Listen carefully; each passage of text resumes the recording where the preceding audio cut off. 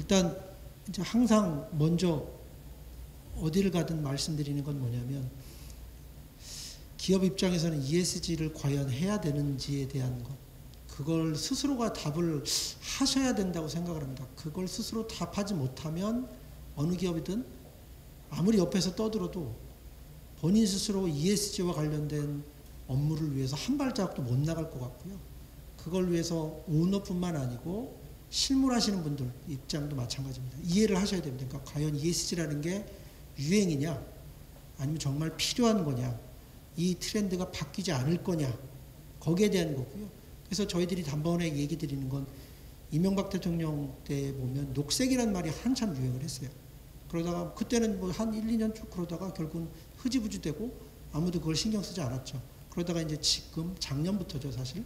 ESG와 관련된 게 다시 나와서 굉장히 많이 이제 막 매스컴이나 이런 데서 많이 나오고, 그러면서 또 일례로는 뭐 새로운 규제 아니냐, 아 이건 또 새로운 유행 아니냐, 곧 없어질 거 아니냐, 이런 식의 이제 얘기들이 많이 나와요. 그래서 저는 이제 나름대로 ESG 그룹 변호사로서 활동을 하고 여기저기 강의라든지 아니면 관련 업무를 하면서 나름대로 ESG가 정말 필수적이고 돌이킬 수 없는 트렌드라는 걸 확신을 갖고 있어요. 그렇지만 거기에 대해서 저하고 동의 안 하시는 분들도 사실 계실 거거든요. 그래서 저는 이제 그런 부분에서 이제 먼저 말씀을 드리는 거예요.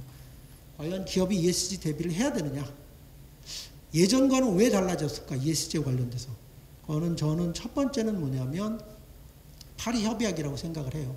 2015년에 파리 협약을 체결되고 2021년이죠. 올해 1월부터 파리 협약이 발효가 돼서 각 국가는 그 파리 협약에 따라서 자기 스스로에 대한 탄소 배출에 대한 기준을 세우고 탄소 배출을 줄이는 것들을 자꾸 내고 있어요. 결국은 뭐냐면 국제적으로 각 국가를 바인딩할 수 있는 법적인 레귤레이션, 그다음에 펄러시가 성립이 된 겁니다. 그래서 이건 결국 한 국가가 전체적인 본인의 그런 정책이라든지 법을 세울 때 돌이킬 수 없는 밑바탕이 되는 거죠. 그래서 결국은 파리협약이 발효됨과 동시에 우리 작년에도 보면 우리 대통령이 뭐 여러 가지 탄소 뭐 중립 선언이랑 이런 걸 얘기했을 때 많은 사람들은 산업계의 뭐랄까 현황을 신경 못 쓰고 왜 대통령이 저런 거 하냐 이런 식으로 좀 비판 목소리가 나온 거 있는데 그게 할 수밖에 없는 거예요. 왜냐하면 파리협약이 발효돼서 각국마다 자기 스스로가 목표를 제시해야 되니까. 그래서 결국 우리나라뿐만 아니고 중국도 심지어 우리나라 같은 경우는 2050년 넷제로를 얘기를 했고 중국은 2060년 넷제로를 얘기를 했습니다. 이건 뭐냐?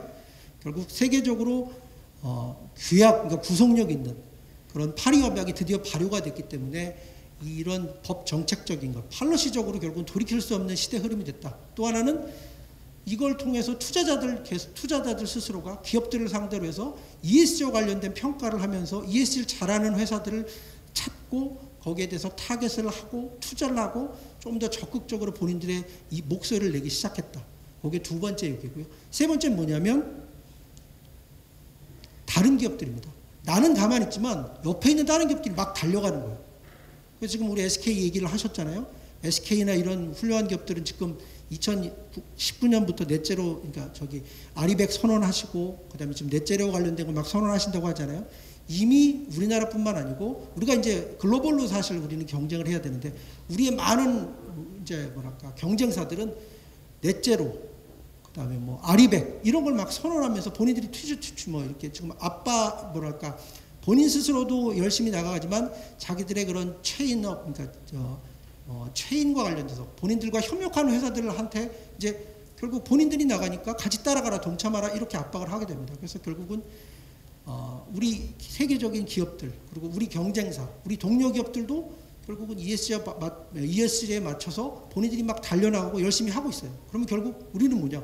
나만 가만히 있으면 되냐? 결국 그러지는 못하거든요. 그래서 결국 그렇게 세 개, 결국은 레귤레이션과 팔러시적인 변화, 그 다음에 투자자의 태도가 변화되고, 그 다음에 내 경쟁 기업, 동료 기업들이 변화가 되는 것. 이 상황이니까 결국 기업은 변할 수밖에 없고, 결국 ESG라는 트렌드라고 하는 건 생존 트렌드밖에 될 수 없다. 다만 ESG와 관련돼서 여러 가지 뭐 핵심은 결국은 넷제로겠죠. 결국 탄소 중립을 맞추는 거고, 그건 2050년의 타겟으로 돼 있는데, 그러면 지금 생각에 2050년에 탄소 그러니까 지금의 배출량에서 0으로 줄이는 거니까 앞으로 한 30년 있잖아요. 그렇죠? 30년 있으니까 아직 여유가 있네? 내가 가령 1년 뒤에 지금 당장 안 해도 우리 기업에 큰 영향이 없어 이렇게 사실 생각을 할 수 있어요. 그 부분에 대해서는 제가 지금도 말씀을 드리겠지만 그건 약간 체감도에 따라 좀 다를 텐데 그래서 저는 이렇게 말씀드리면서 결국 뭐 규제 환경이나 이런 걸 변화되고 이렇게 하면서 요 근본적인 대비 이렇게 하는데 그래서 결국은 저는 말씀드리는 게 뭐냐 ESG 트렌드 바뀔 수 없다. 그리고 필수적이다. 다만 ESG 트렌드는 장기적인 거기 때문에 저는 항상 비유로 말씀드리면 ESG 트렌드는 기업의 입장에선 개인의 입장에서는 뭐냐면 노후 대비 같은 거다. 기업의 노후 대비. 그러니까 지금 당장 하지 않으면 기업이 생존을 못하고 죽는 거 그런 건 아닌 것 같아요. 그렇지만 어느 순간은 다가오고 그걸 대비하지 않을 때 어느 순간은 절절하게 후회할 만한 것. 그게 그래서 가장 개인과 비교할 때 이렇게 비교가 잘 되는 게 결국 노후 대비 같습니다. 노후 대비. 그래서 저는 ESG라는 건 결국 기업의 장래를 대비하는 거다. 그래서 이건 경마 흐름이 바뀔 수가 없는 거고. 그래서 지금이라도 그 흐름에 대한 걸 대비를 하셔야 되는데 요걸 한번 뒤로 한번 볼게요. 그러면 이제 ESG 트렌드와 관련해서 대비하는 것.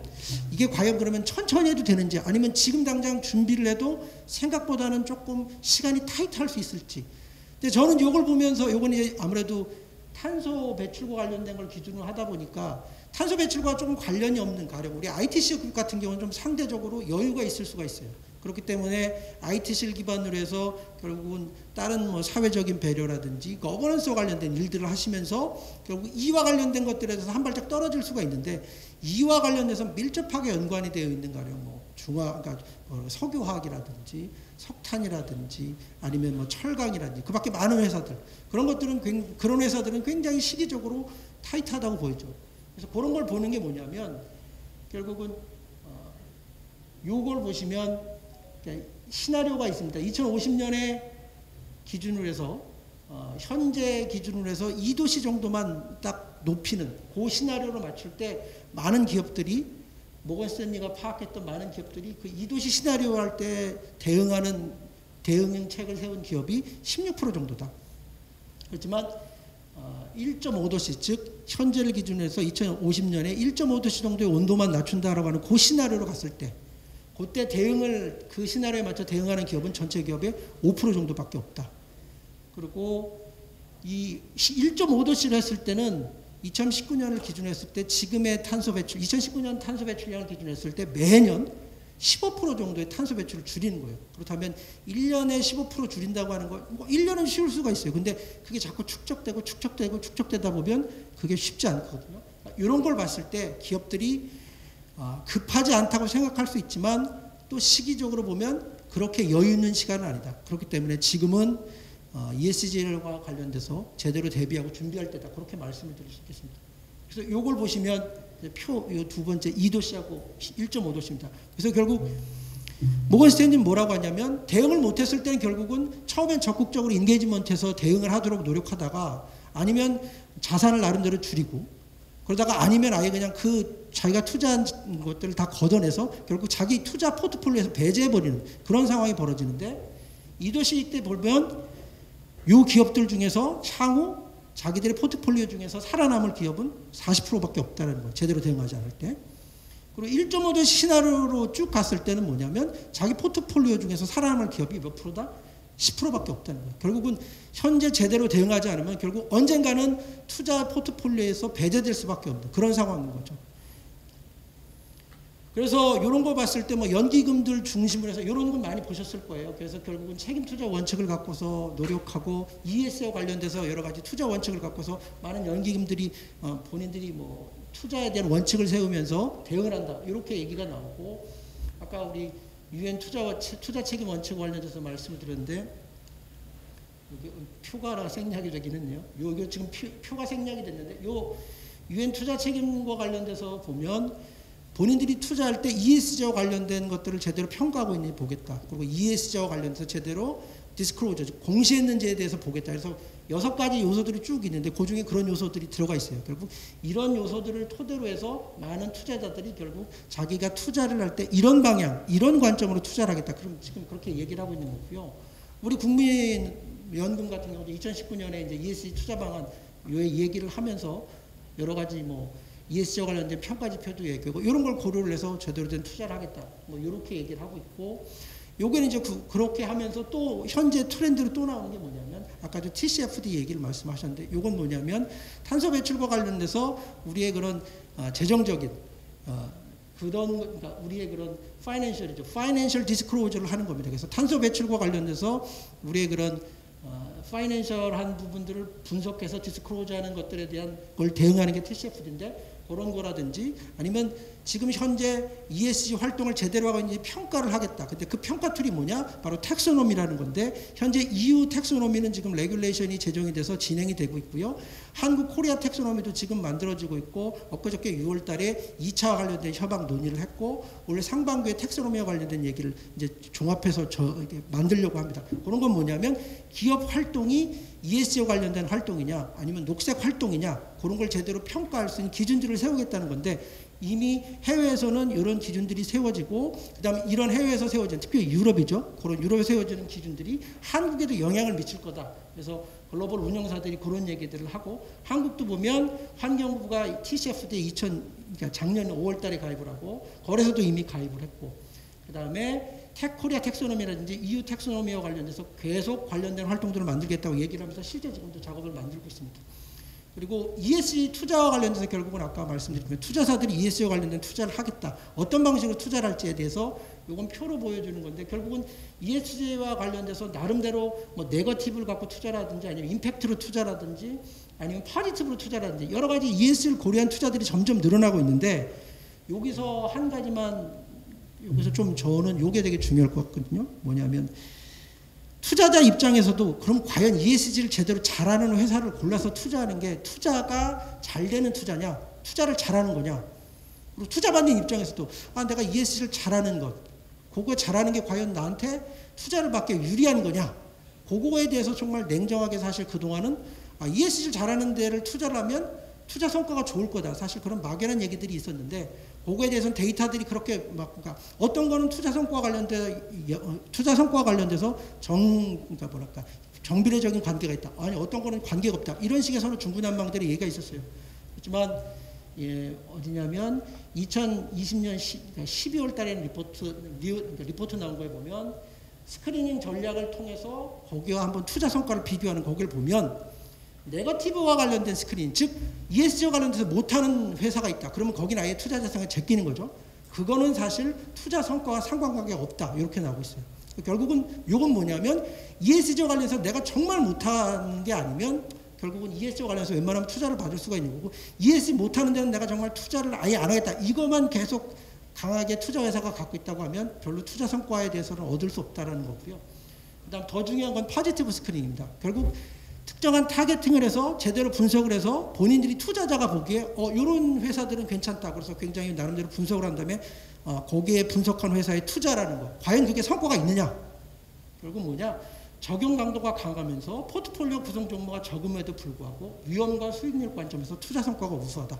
결국은 제대로 된 ESG를 잘하는지 회사를 분석해서 그걸 외부 평가로 되고요. 아니면 그냥 투자 회사 자체로도 본인들이 듀딜리전스 해도 되고요. 어떤 거든 상관없이 제대로 된 포지티브 타겟을 놓고 거길 제대로 분석해서 그 투자 회사를 제대로 정해서 그다음 투자하는 거. 그거는 투자하고 그 ESG 그러니까 그 포지티브의 그 스크린하고 상관관계가 있다는 겁니다. 결국 포지티브 스크린링에서 내가 투자를 하겠다 고르면 그리고 그 회사를 투자하면 투자 성과가 높을 수 있다는 겁니다. 이거는 굉장히 우리 투자자 입장에서 유의미하고 그다음 투자를 받는 회사 입장에서 유의미한 거예요. 결국 뭐냐?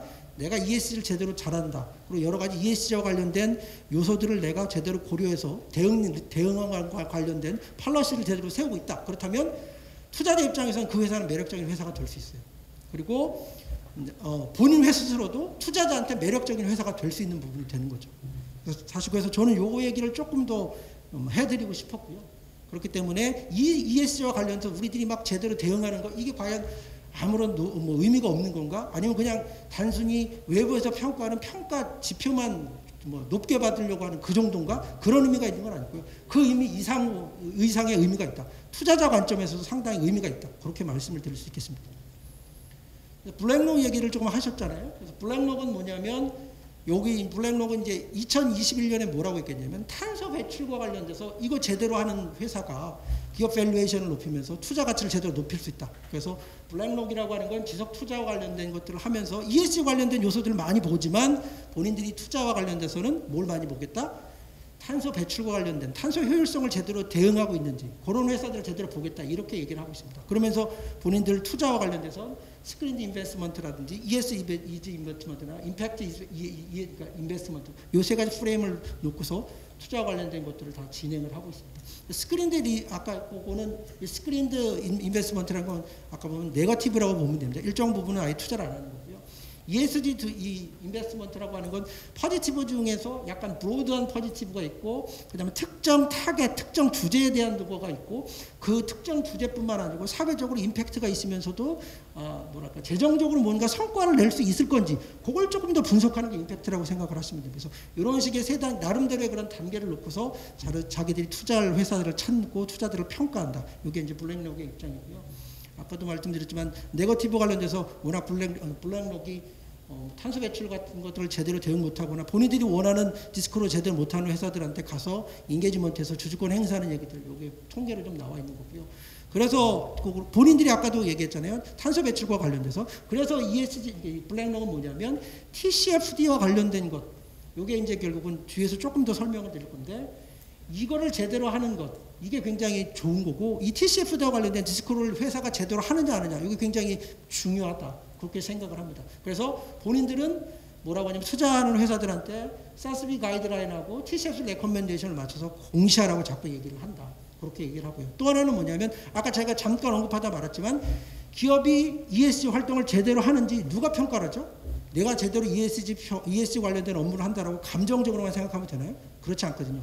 그걸 객관적으로 평가할 수 있는 기준이 있어야 되고 그 객관적인 기준이 바로 텍소노미입니다. 그래서 EU 텍소노미 만들어졌고 코리아 텍소노미도 지금 만들어지고 있는 상황. 그래서 결국 블랙록 입장에서는 뭐냐면 그리고 적정하게 ESG와 관련된 경제 활동을 할 때 역시 텍소노미 갖추는 것도 텍소노미에 관련돼서 본인들의 평가 활동을 평가할 수 있도록 하는 거 이것도 필요하다. 그래서 적절한 텍소노미 갖추는 거 중요하고 EU 텍소노미 이것도 좋은 출발점이다. 이렇게 얘기를 하고 있습니다.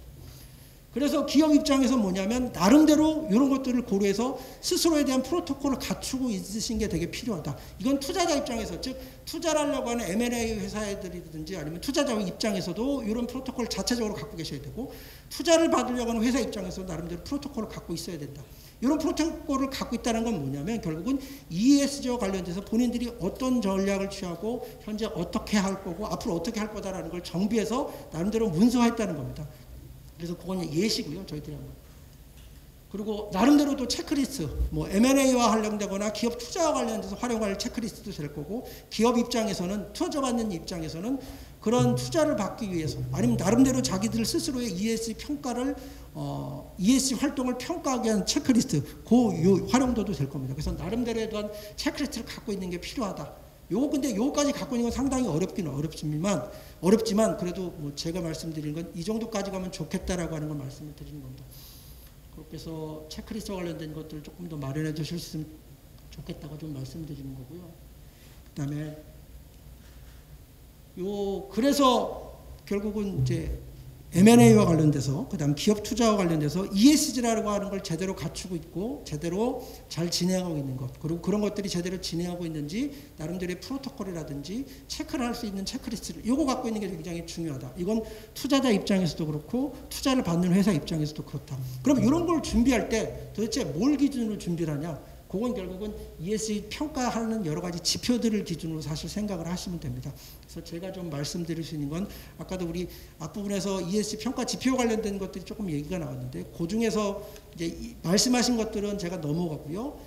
거기 말씀 다루지 않은 부분 중에서 조금 참조하실 만한 것들 그런 것들을 좀 말씀을 드릴게요. 근데 뭐냐면 평가 지표가 세계적으로 되게 많아요. 되게 많고 그다음 민간 지표가 되게 많고 그래서 한국에서도 뭐 KESG 지표 만들겠다 막 하는데 뭐냐면 되게 또 거기에 대해서 비판의 목소리도 많아요. 그거는 민간이 하는 거지 왜 관이 주도하냐 이런 식의 얘기들이. 그래서 결국은 평가 지표가 하도 많으니까 그럼 기업들 입장에서는 ESG 내가 대응해야 되는데 뭘 기준으로 하지 되게 막연할 때가 많아요. 그래서 평가 지표가 많다 보니까 스스로들 여러 뭐냐면 곳에서도 평가하는 회사라든지 평가 지표를 갖고 다른 회사도 있고 그다음에 세계 뭐 이런 월드 포럼에서도 경제 포럼에서 나름 평가 지표를 좀 표준으로 좀 만들어 보자. 그래서 한번 이게 이제 월드 경제 포럼에서 2020년 9월에 자기들이 화이트 페퍼로 한번 평가 지표를 나름대로 공통인 평가 지표를 만들어 보자 해서 만들어낸 건데 요걸 보면 제가 뒤에서 좀 설명을 드리겠지만 이미 기존에 나와 있는 GRI라든지 SASB라든지 TCFD 요 평가 지표하고 굉장히 비슷해요. 그러니까 전혀 새로운 평가 지표가 아니에요. 그렇기 때문에 제가 생각하기에는 개인적으로 평가 지표가 완전히 통일화돼서 한 가지 평가 지표만 만들어지는 게 가능할까 안 가능할까? 제가 보기에는 불가능하다. 그러면 한 가지 통일되는 평가 지표를 막연하게 기다리고서 아무 활동을 하지 않는다? 그건 기업 입장에서 현실적이진 않고요. 그러면 세계적으로 그 나름대로 통용된 몇 가지 평가 지표를 고려해서 기업 입장에서 할 수 있는 적극적인 대응을 하는 게 좋다. 저는 현실적으로 그렇게 말씀을 드리고 그러면 어떤 평가 지표를 갖고 대응하는 게 좋을까? 거기에 대해서 제가 말씀드릴 수 있는 건 세 가지 정도입니다. 세 가지가 아니고 네 가지, 딱 네 가지 정도입니다. 네 가지인데 되게 그것도 가지수가 많네. 평가 지표가 대응하는 가지수가 네 가지가 되면 기업 입장에서 어렵지 않을까? 그렇게 생각을 하는데 그렇게 어렵진 않고요. 제가 말씀드릴 수 있는 건 GRI라고 하는 평가 지표 하나, 그 다음에 TCFD라고 하는 걸 이미 했으면 좋겠다라고 하는 거, 그거는 이제 향후 하면 좋겠다고 해서 말씀드리는 거고, SASB라는 거 또 하나, 그 다음에는 우리 기업 지배구조원에서 말하는 모범 기준이라든지 아니면 평가에서 평가와 관련돼서 공식 가이드라인이 있어요. 그거. 그렇게 해서 그 네 가지 정도를 저는 생각을 할 수 있겠는데 일단 그 말씀을 드릴게요. 근데 말씀을 드리는 입장에서 GRI라고 하는 걸 한번 먼저 근데 이거 한번 요거 보세요. 이게 뭐냐면 많은 우리나라 기업들 중에서 되게 잘한다는 기업들인데 자 요거 보면 한 가지만 갖고 대응하는 데가 거의 없어요. 물론 몇 군데는 있어요. 그건 GRI라고 하는 딱 하나인데 그건 뭐냐면 지속가능 경영 보고서라는 걸 만들기 위한 딱 그 정도일 거 생각을 하고요. 제대로 된 ESG를 대응을 하려면 GRI 말고 다른 것들도 고려를 해서 노력을 해야 된다. 그리고 많은 기업들이 실제로 GRI 외에도 SASB나 TCFD와 관련된 것들을 갖고 대응을 하고 있다. 요걸 보면 그렇습니다. 그리고 요거 뒤에서 한번 이렇게 TCFD는 시간이 잠깐만요. 요거니까 일단은 중요한 거니까 제가 뒷부분에 좀 얘기를 하고요. 그냥 요 GRI 같은 경우 요거는 먼저 한번 볼게요. 요거는 이제 워낙 지속가능 경영 보고서 할 때 모든 회사들이 요걸 갖고 다 활용을 합니다. 이게 왜 좋으냐면 어떤 거를 뭐라면 공시를 하면서 어떤 거를 자료를 준비해야 되는지 되게 스텝 바이 스텝으로 되게 잘 나와 있어요. 그래서 리포트 굵기는 되게 굵지만 어떤 거를 공시해야 되는지 자세히 설명이, 그러니까 공시해야 되는 자료가 뭐다. 그리고 그런 건 왜 공시해야 되는지 설명이 쭉 나와 있어서 이걸 스텝 바이 스텝으로 따라 하시면 굉장히 대응하는 게 쉬워요. 그렇기 때문에 제가 말씀을 드리는 거고요. 그 다음에 요건 아까 모범 기준인데 이 모범 기준 같은 경우는 우리나라 기준이니까 그리고 아까도 모범 기준에서 지금 되게 잘 설명을 해주셨는데 이 모범 기준이 기존 거보다 지금 변경된 거 있잖아요. 요거는 뭐냐면 제가 말씀드린 GRI라든지 SASB라든지 TCFD와 관련된 뭐 이제 현재 그런 표준이라고 하는데 그런 내용들을 상당히 많이 반영하고 있어요. 그렇기 때문에 기업 입장에서 이런 모범 기준을 갖고 대응하는 게 상당히 좋다. 그렇게 좀 말씀을 좀 드릴 수 있는 거고 요거 SASB 제가 말씀드리려고 하는 거예요. SASB는 뭐냐면 기업 입장에서 기업의 본인들의 회계와 관련된 것들 그런 것들이 어떤 게 있는지 그걸 공시하는 건데 이 SASB가 왜 좋으냐면 되게 친절해요. 즉 내가 속해 있는 사업군이 뭔지 그 사업군 중을 딱 클릭을 하면 약 70여 개 사업군 중에서 그 하나를 클릭을 하면 여기 보면 이게 머티리얼 맵이라고 되어 있는데 굉장히 여기 보면 이렇게 자세히 되어 있잖아요. 여기 보면 이 각 사업군 제가 예로 든 거예요. 이게. 바이오 블러, 드러그 블러, 그 다음에 헬스케어 뭐 이런 식으로 돼 있고 요거 지나서 뭐 다른 데 보면 가령 트랜스포테이션 아니면 우리는 식품 밖에 내가 속해 있는 사업군에 대해서 되게 잘 나와 있어. 그리고 거기를 클릭하면 내가 속해 있는 사업군에서 뭐가 필요하고 뭐가 대응이 필요한지 실제적으로 요 필요한 자료들을 보면 요게 다 색깔이 좀 다 다르잖아요. 그건 뭐냐면 내가 속해 있는 사업군에서 필요한 자료, 대응하는 자료는 이런 거다라고 해서 친절하게 잘 나와 있어요. 그렇기 때문에 GRI라고 하는 걸 제너럴하게 깔면서 이 SASB를 통해서 내가 속해 있는 사업군이 뭔지 파악을 해서 그 자료를 대응하면 굉장히 뭐랄까 ESG와 관련 대응이 좀 더 쉬워지는 거예요. 그렇기 때문에 제가 그걸 추천드리는 거고, 그 다음에 오늘은 이제 마지막으로 아마 TCFD 얘기를 조금 하고 마무리될 것 같습니다. 그러니까 TCFD라고 하는 건 결국은 이게 저거는 그냥 일단은 그냥 결론부터 말씀드리면 이거는 세계 아마 기준으로 공통 기준으로 자리를 잡을 거예요, 점점. 그래서 이게 결국은 뭐 중앙은행하고 감독기관 연합으로 해서 구성된 데서 결국은 이 TCFD와 관련돼서 기후 리스크 관리를 하자라고 해서 이것들을 발표를 하고 영국이나 뉴질랜드라든지 스위스나 홍콩 금융당국에서 이런 것들을 TCFD를 채택을 하면서 2025년부터 이런 것들을 의무화하고 우리나라도 금융이라든지 환경부가 2020년, 2021년에 TCFD 관련된 거 참조하면서 권고안이라든지 텍소노미 권고안을 밝히고 있고 아까도 말했지만 블랙락이라든지 세계적인 그런 투자사들도 TCFD 보고서에서 공시하면 좋겠다 그렇게 얘기를 하고 있어요. 그래서 요건 트렌드로 제가 보기에는 확실하게 자리 잡으면서 세계적인 공통 기준으로서 자리 잡을 거고 우리나라도 그렇게 자리 잡을 거다 그렇게 생각을 하고요. 우리나라도 선도적인 기업들 아까 말했듯이 포스코, 뭐 신한은행, 금융권도 굉장히 많아요. 그리고 네이버도 그렇고 그런 데들도 다 TCFD와 관련해서 분석을 하고 공개를 하고 있어요. 그래서 이 TCFD에 관련된 핵심은 요겁니다. 어려운 건 아니고요. 결국 요 표를 보면 됩니다. 결국 뭐냐면 거버넌스입니다. 즉 회사 입장에서 내가 어떤 스트래티지를 갖고 어떻게 리스크를 관리하는지 그리고 리스크를 관리하는데 무슨 매트리스 즉 평가 요소죠. 무슨 매트리스를 갖고 평가를 하면서 내가 그 평가를 하는 목적이 뭔지 요걸 내가 제대로 갖고 있느냐 요걸 파악을 해서 분석하는 겁니다. 그래서 이 매트리스 밑으로 내려가는 정도로 생각을 하시면 되는 거고요. 여기서 보면 그 대신 요 거버넌스하고 전략과 리스크 관리와 매트릭스라는 목표가 특별히 이 탄소 배출과 관련된 거기 때문에 TCFD인데 그 탄소 배출이라는 걸 빼고 다른 리스크와 관련된 걸 하더라도 얼마든지 활용을 할 수가 있는 거예요.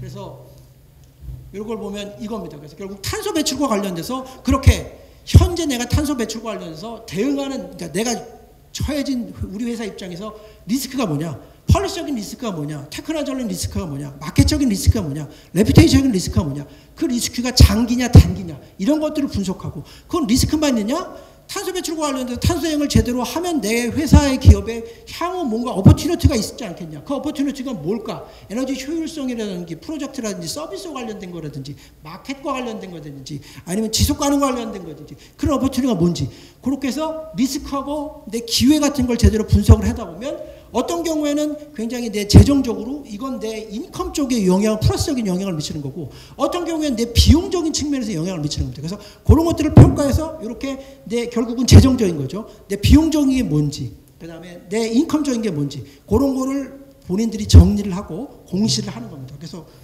표를 하나 보면 이런 겁니다. 가령 예를 들어서 온실가스와 관련돼서 지금 같은 경우는 이제 내연기관이죠. 내연기관 같은 경우는 향후 어떻게 되죠?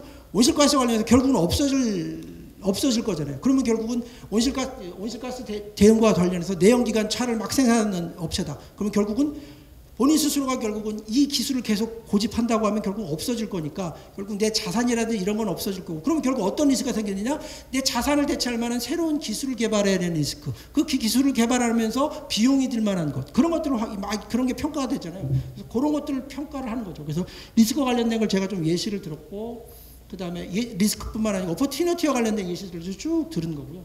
그래서 결국 이렇게 얘기하는 겁니다. 그래서 결국은 회사가 거버넌스입니다. 회사가 내가 대응하는 기후위기와 관련돼서 정말 이 사회가 제대로 감독하고 통제하느냐 그리고 경영진이 그런 것에 대해 어떤 역할을 하고 있느냐 그리고 전략은 그럼 사실 뭐냐 내가 리스크가 있는데 그 리스크와 관련돼서 어떤 중기적인 것 단기적인 것 그 다음에 장기적인 전략이 뭐냐 그리고 그 리스크가 사실 내 어떤 관점 즉 내 뭐랄까 리스크가 내 가령 레퓨테이션에서 아니면 사업에서 마케팅에서 어떤 위험이 있느냐 위험만 있느냐 어떤 가령 오퍼튜니티 기회도 줄 수 있지 않느냐 기회 요인은 뭐냐 그런 것들을 평가하는 거고요.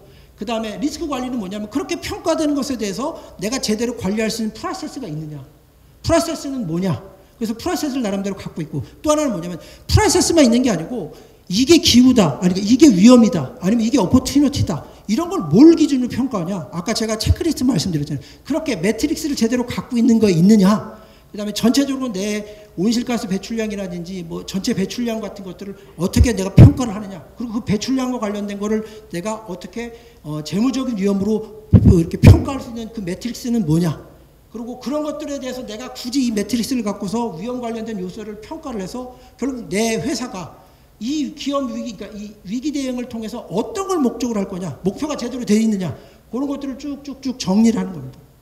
그래서 조금 말은 어렵죠. 말은 어려운데 한번 리포트 같은 걸 제대로 돼 있는 걸 보면 이게 이제 신한은행 관련된 겁니다. 신한은행은 현재 본인들 뭐냐면 그러니까 본인들 체인인데 일부 체인에서 내가 현재 온실가스를 어느 정도 배출하고 있다. 사실 현재 그 정도만 리포트를 내고 있는데 잘된 다른 회사에 보면 뭐냐면 그렇게 현재 내가 내 체인에서 이런 식의 온실가스 배출하고 있는데 이 온실가스 배출이 향후 내 이런 사업에서는 이 정도의 경제적인 위험이 될 거고 이 정도의 경제적인 가치가 될 거고 이 정도의 비용이 들 거다라는 걸 다 분석을 해서 비용과 관련된 것까지도 다 보고를 쭉 하고 정리를 한 겁니다. 그래서 사실 요 정도까지 가야 제대로 된 TCFD 대응이 되는 거죠. 그래서 요게 스텝 지금은 어렵지만 자꾸 노력을 해보고 뭐 관련된 거 리포트 나오는 회사들 꽤 있어요. 그런 것들 관련된 걸 보시면 결국은 이런 대응도 제대로 좀 할 수 있게 된다. 그렇게 좀 말씀드릴 수 있겠습니다.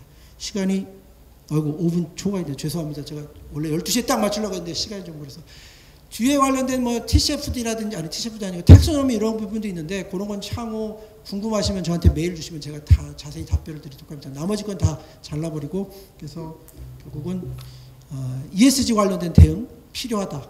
당장 오늘 내일 하지 않으면 기업이 망한다? 그런 건 아니다. 그렇지만 노후 대비와 같이 언젠간 다가올 미래고 그래서 제대로 된 대응이 필요하다. 대응을 하기 위해서 GRI라든지 SASB라든지 TCFD 그리고 한국지배구조원이 얘기하고 있는 모범기준 이런 정도의 네 가지 거를 잘 생각을 해서 고려해서 대응하면 현재 내 기업이 처한 상황에서 너무 높지 않지만 지금 상황에서 대응할 수 있는 대응은 제대로 될 수 있다. 그렇게 좀 마무리를 하겠습니다. 예, 장시간 집중해 주셔서 감사합니다.